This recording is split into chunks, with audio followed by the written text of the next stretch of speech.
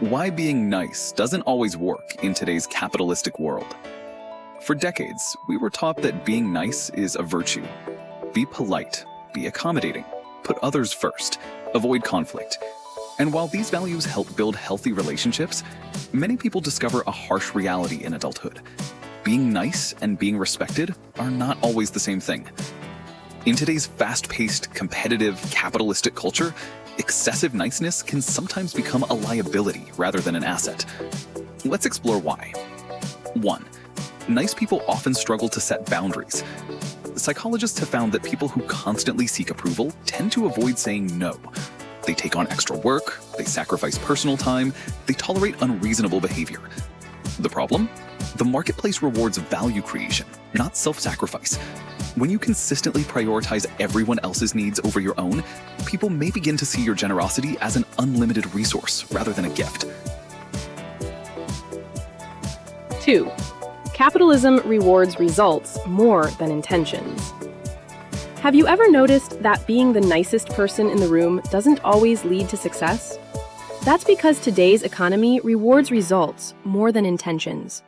Businesses value productivity, innovation, leadership, decision-making, and problem-solving. While kindness is important, it's not enough on its own. You can be the nicest employee in the office, always willing to help others, yet still watch someone else get promoted. Why? Because they communicate their ideas more confidently, take initiative, solve problems, and consistently deliver results. The workplace isn't just measuring effort, it's measuring impact. This doesn't mean you should stop being nice. It means you should combine kindness with competence. Develop your skills, improve your communication, take ownership, create value. Because in the real world, opportunities are often given not to the nicest person, but to the person who can produce the greatest results. 3. Have you ever wondered why some nice people are respected while others are overlooked? Leadership psychology offers an interesting insight. People naturally respect those who combine warmth with strength. Being kind is valuable, but when kindness turns into constant people-pleasing, it can send the wrong message.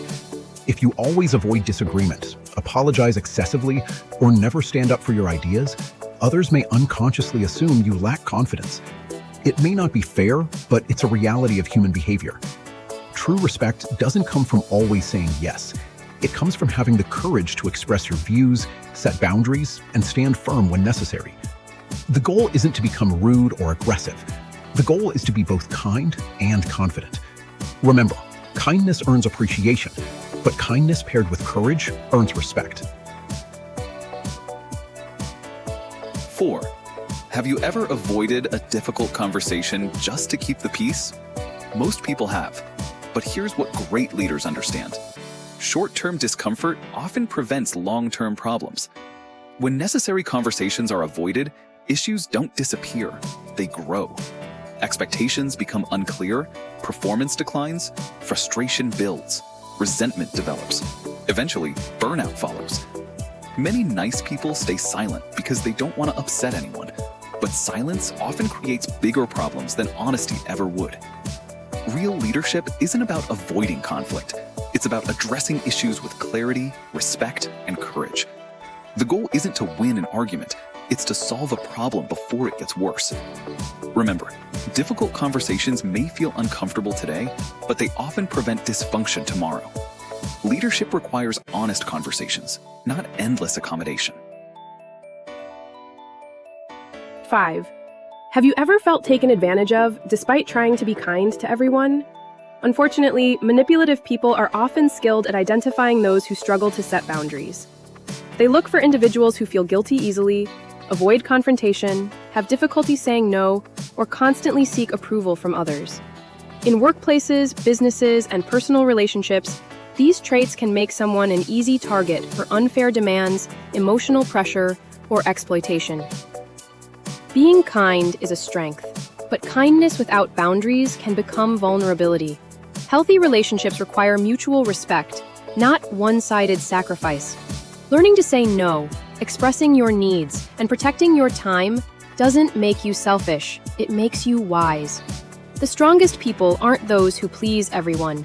There are those who can be compassionate while still protecting themselves. Remember, protecting yourself is not selfish. It is wisdom. 6.